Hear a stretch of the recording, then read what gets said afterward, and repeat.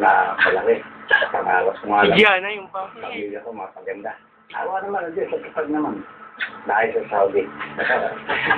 Home is where one starts. Dito nabubuo ang mga pangarap at ang mga pangarap ay nabubuo para dito. Tulad ni Nelson Centeno, maagang naulila sa magulang kaya naman sa murang edad ay natuto ng magbanat ng buto. Naging tindero ng mga kukuting sa pampasaherong mga bus, nagsinaba hanggang nauwi sa pagiging welder at nang magkapamilya pinasang pahaking ng landas sa pag-W.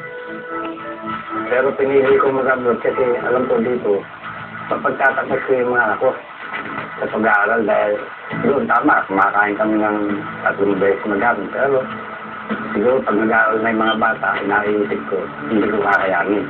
Welder din ang pinasukang trabaho ni Nelson sa Saudi Arabia at dito niya nakita ang katuparan ng kanyang mga pangarap.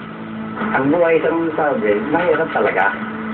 Kaya nga kailangan tiis. Eh, kung hindi ka magtitiis, kung ito'y tasunod ka mo, huwag mangyayari. So, pagka inisip mo, inisip ang asawa mo, kaya tipitin mo anak mo, kinabukasan anak mo. Baka yun ang dapat eh. Kasi, kaya nabuhay sa mundo ito dahil Si Mami. So, bigyan mo ng magandang kinabukasan. Si Dosh. Ang laking tulong sa amin, totoo nung Saudi. Oo, Lola. Kanya-kanya kami sa home, lagi sasabihin niya sa akin, busin mo na, ubusin ang pera ko, wala ko lalagyan tayo sa ulo. Ganun. Mabait siya si Nelson. Inuuna niya yung mga anak niya. Dahil sa Saudi, nakapagpundar siya ng bahay at lupa, nakabili ng sasakyan at ang lalong importante, kapag patapos niya ang 3 niyang anak sa kolehiyo, na ngayon may kanya-kanya na rin pamilya. Bago kasi ako tumigil, Si Tito kasi JB, nakita. talagang pangarap ko lang matagtapos yung mga anak ko. Nagpundar ako ng sarili ko nga ng buhay. Kasi yung pamasayaw sa Diyos. Ngayon, tingin mo, ang buhay ko ganito, lidag na ako. Pero natutulungan kami ng mga anak ko. Siyempre, meron din ako Lola, pati bintana pa, inaayos. Sisisihin, pumasa ko din. Masarap ang Saudi.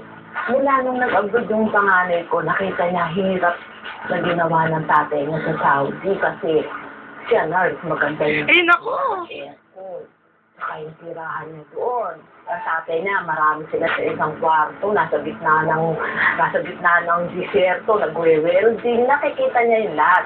Kaya nung umuwi, unang uwi niya, sabi niya, nilong na natin, huwag na lang natin pag-driving si tatay na, hina natin. Binili naman siya ng ibang jeep na mahaba-haba nung anak niya nasa Amerika ngayon, XLT. Yun ang nagiging service namin ngayon. Ang tagumpay ng kanilang mga anak ay tinuturing nilang malaking tagumpay na rin para sa kanila. Ang iba'y may restaurant na dumadami ng Yun ako, nagbibidyo pa. Ang sino sa Amerika at ang bunsong anak ay nag-aaral naman sa kasalukuyan bilang nurse din. Maihiling. Kontento na. Papasalamat pa nga kita doon. Kasi narating ng mga anak yung studies na ganito. You only live once, but if you work it right, once is enough. Matapos ang 15 taon sa Saudi Arabia, natupad ang mga pangarap ni Nelson. Sa edad na 62 ngayon, masaya siya at kasama niya ng muli ang kanyang pamilya. Simple pero masaya. Ito nga daw ang kapalit ng ilang taong niyang paglayo. Pero hindi dito natatapos ang kwento. Dahil tulad ng pag-ikot ng Manibela, tuloy ang buhay ng pamilya Centeno. Have you been to the bars nowadays?